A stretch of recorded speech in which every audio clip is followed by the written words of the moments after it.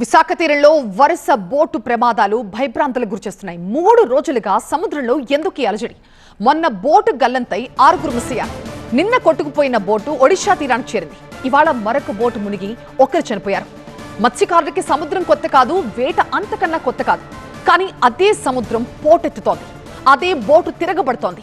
ఆ మత్స్యకారులే మిస్ అవుతున్నారు. అసలేంటి వరుస ప్రమాదాలు? మత్స్యకారులకి వాళ్ళ కుటుంబాలకి కంటి మీద కునుకు లేకుండా చేస్తున్న ఈ ఘటనలన్నీ ఒకసారి కలిపి చూద్దాం. దీనికి అధికారులు చెప్తున్న కారణాలంటూ కూడా తెలుసుకుందాం.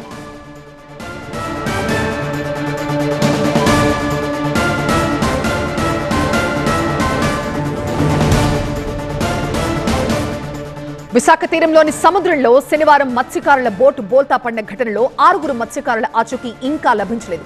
తొలి రోజు సర్చ్ అండ్ రెస్క్యూ ఆపరేషన్ లో వాళ్ళ జాడ దొరకలేదు.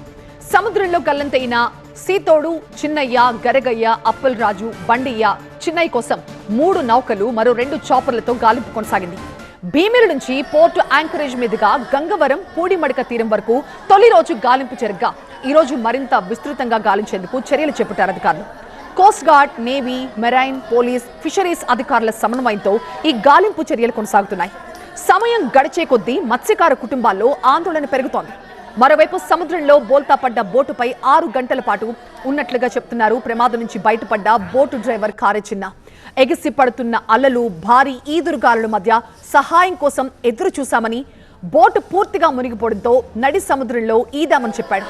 శక్తి నశించి మిగిలిన మత్స్యకారులు ముందుకు సాగలేకపోయారని చెప్తున్నారు. తమ వాళ్ళు ఏమయ్యారో చెప్పాలంటూ ఫిషరీస్ అసోసియేషన్ ప్రతినిధుల్ని కలిశారు బాధిత కుటుంబాల వ్యక్తులు.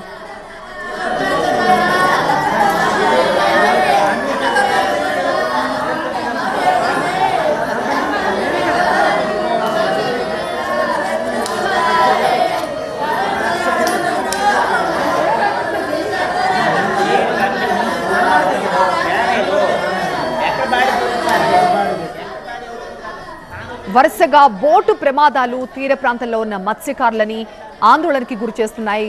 గత 2-3 రోజుల్లో జరిగిన 3 ప్రమాదాలు అటు వాళ్ల కుటుంబ సభ్యుల్లో కూడా తీవ్ర విషాదాన్ని నింపాయి. విశాఖ తీరంలో బోటు ప్రమాదాలు వరుసగా ఎందుకు జరుగుతున్నాయి, ఎందుకు ఆగట్లేదు? 3 రోజులుగా సముద్రంలో అలజడి ఎప్పుడూ లేని మత్స్యకారు కుటుంబాలకు ఆందోళన కలిగిస్తున్నాయి. మొన్న ఒక బోటు గల్లంతై 6 మిస్ అయ్యారు. వాళ్ల కోసం కుటుంబ సభ్యులు ఎదురు చూస్తుంటే నిన్న కొట్టుకుపోయిన బోటు ఒడిషా తీరానికి చేరినట్టుగా తెలుస్తోంది. ఇక ఇవాళ మరొక బోటు కూడా మునిగిపోయి 1 వ్యక్తి చనిపోయారు. ఇక మొన్న కొట్టుకుపోయిన బోట్లో ఎవరైతే ఉన్నారో 6లో 1 వ్యక్తి మాత్రం ఈదుకుంటూ తీరానికి చేరుకోగలిగాడు. అయితే మిగతా వాళ్ళు మేమంతా కూడా బోటు తిరగబడిపోయిన తర్వాత 6 గంటల పాటు అదే బోటు మీద నిలబడి సహాయం కోసం ఎదురు చూశామని చెప్తున్నాడు ఆ ప్రాణాలతో బయటపడ్డ మత్స్యకారుడు. ఇక బోటు అది కూడా పూర్తిగా మునిగిపోయిన తర్వాత కొంతసేపు సముద్రంలో ఈదేందుకు ప్రయత్నించాం, కానీ శక్తి నశించి మిగిలిన వాళ్ళు ఈదలేకపోయారని చెప్తున్నారు. మరోవైపు వాళ్ళ జాడ కోసం సెర్చ్ ఆపరేషన్స్ కొనసాగుతున్నాయి. 2 చాపర్లతో 2 నౌకలతో వాళ్ళ గురించి సెర్చ్ ఆపరేషన్ కొనసాగుతోంది. మరోవైపు కుటుంబ సభ్యులు తమ వారి జాడ కోసం ఎలా అయినా వాళ్ళని వెతికి తీసుకురావాలంటూ ఆందోళనలో ఉన్నారు, కన్నీటి పర్యంతమవుతున్నారు. 3 రోజులుగా వాళ్ళ కంట కన్నీరు ఇంకకుండా అలా ఏడుస్తూనే ఉన్నారు. అండ్ ఎవరైతే తప్పిపోయారో సముద్రంలో వాళ్ళ భార్యలు కానీ వాళ్ళ పిల్లలు కానీ మా వాళ్ళను తీసుకురండి, వాళ్లే మాకు ఆధారం, వాళ్ళు లేకపోతే మేము బతకలేమంటూ కన్నీళ్లు పెట్టుకుంటున్నారు. సముద్రంలో పొట్టకూడు కోసం వేటకు వెళ్ళిన మత్స్యకారుల జాడ ఇంకా కనిపించడం లేదు. 7గురిలో 1 సేఫ్గా బయటపడినప్పటికీ మరో 6 ఎక్కడున్నారు, ఎలా ఉన్నారు దానిపై మత్స్యకారులు ఇంకా గంటలు గడిచే కొద్దీ ఆందోళన తీవ్రతరం అవుతుంది. బోట్ ఆపరేటర్ అసోసియేషన్ కార్యాలయంలో తమ వారి జాడ చూపాలంటూ వీరందరూ కూడా చెందిన పరిస్థితి చూడొచ్చు. వెళ్ళి ఆ కొడుకు కోసం వాళ్ళ బంధువుల కోసం ఎంతగా తలాడుతుందో చూడొచ్చు. దీంతోపాటు మరో మహిళ అక్కడ రోధిస్తూ ఉంది తమ వారి ఆచూకీ తెలపాలని. మరోవైపు ఇక్కడ ఈమె భర్త వేటకు వెళ్ళి 6లో గల్లంతైన వారిలో ఒకరుగా ఉన్నారు. వీరందరిలో కూడా ఒకటే ఆవేదన, తమ వారి ఆచూకీ ఎలా ఉన్నారు అనేది ఒక్కసారి జాడ చెబితే చాలు అని అధికారుల చుట్టూ తిరిగే పరిస్థితి ప్రస్తుతం మాట్లాడించే ప్రయత్నం చేద్దాం. చెప్పండమ్మా, ఏదైనా సమాచారం ఇచ్చారమ్మా మీకు? ఎక్కడ ఉన్నారో ఏమయ్యారో కూడా చెప్పలేదు. ఏమీ చెప్పలేదు. అధికారులు ఏమంటున్నారమ్మా అడిగితే? ఎతుకుతున్నాం అంటున్నారు. మీతో చివరిసారిగా మాట్లాడి ఎన్ని గంటలు అయిందమ్మా? మొన్న 2:30కి మాట్లాడారు. నిన్న రాలేదు, ఈరోజు రాలేదు. ఇంకా ఎతుకుతున్నాం అంటున్నారు, ఇంకింటికే రాలేదు. వెనుకుతున్నాము, మేము చేసిన సాయం చేస్తున్నామని చెప్తున్నారండి అంతే. ఇంకా వాళ్ళు బట్టలు కానీ చెప్పులు కానీ ఏమీ కూడా మీకు ఆచూకీ లేదు. ఏంది చెప్పట్లేదండి. వెనుకుతున్నాము, వాళ్ళు పంపించాము, అదే ఫ్లైట్లు దింపాము, ఎక్కడా కనబట్టలేదు, వెనుకుతున్నామని చెప్తున్నారు అంతే. ఏం కోరుకుంటున్నామండి, మా వాళ్ళు మాకు క్షేమంగా వస్తే చాలని కోరుకుంటున్నాం, ఇంకేంటి కోరుకుంటామండి. నా ఎర్ర నా కొడుక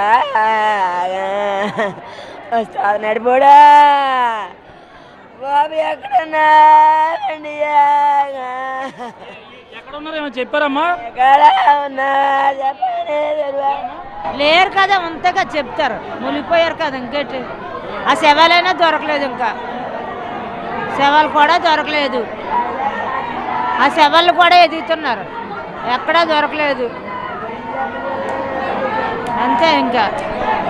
ఓ మీరు అందరిలో ఒకటే ఆవేదన, కనీసం తమ వారి జాడ చూపాలి, ఎక్కడ ఉన్నారు ఏమయ్యారు అనే విషయాన్ని తమకు చెప్పాలి. ఎందుకంటే గంటలు గడుస్తూ ఉన్నాయి, రోజులు గడుస్తున్నాయి, ఇంకా తమ వారి ఎక్కడ అన్న ఆవేదన వీరిలో వ్యక్తమవుతుంది. చూడలో అందరిలో కూడా అంటే ఏడ్చి ఏడ్చి కళ్ళల్లో నీళ్లు కూడా ఇంకిపోతున్నాయి. ఆ వారి వారు ఎక్కడున్నారనే ఆవేదనతో వీరందరూ కూడా చెప్తారు. ఎవరమ్మా మీ వాళ్ళు? తమ్ముడు వెళ్ళి 1వ తారీఖున వెళ్ళాడు బాబు, 4వ తారీఖున తిరిగి వచ్చేస్తాడు. మా బాబా తిరిగి వచ్చేద్దా. ఆ మధ్యాహ్నం 3 గంటలు జరిగేటప్పుడు అయినా సరే హెలికాప్టర్ పంపిస్తే వాళ్ళని కాపాడేలా వాళ్ళు అవుతారు కదా. కొంతలో 2-3 కాపాడి తీసుకొస్తారు కదా బయటికి. అలాంటప్పుడు ఇంకేంది యూనియర్ ఆఫీస్ ఉండి కూడా వాళ్ళ పేనాలు వాళ్ళ బాధ ఎవరు చూస్తాడు, వాళ్ళ పిల్లలు ఎవరు సంపాదిస్తారా? ఈ రోజు అన్నీ రేపు ఉండరు కదా, వాళ్ళు బతికిలేటి ఆ తల్లికి పిల్లకి వాళ్ళకి ఏ న్యాయం జరుగుతుంది? ఈ తల్లి పెడుతున్న ముసలిది ఏ న్యాయం జరుగుతుంది? వాళ్ళకి ఎవరు చేస్తారు న్యాయం? అందరూ అవసరం ఉన్నప్పుడు ఆదుకుంటారు, ఇలాంటప్పుడు ఎవరు ఆదుకోవట్లేదు. అప్పుడు అది ఎవరు చేయాలి? ఎవరి మీద పడేయాలి? దేవుని మీద పడాడాలా, నరుల మీద పడాడాలా? గంగమ్మ తల్లి ఎంత బాధ అంత. అయ్యో ఏడుకి పిల్లలు, చిన్న సంటి పిల్లలు, ఆ పిల్లలు ఎట్టుకుని ఎలా బతుకుతుందా బా?